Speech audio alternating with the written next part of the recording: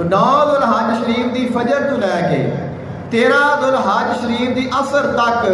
ہر نماز تو بعد اساں تکبیرات تشریق پڑھنیاں نے۔ اللہ اکبر لا الہ الا اللہ اللہ اکبر وللہ الحمد۔ تو یہ تکبیرات تشریق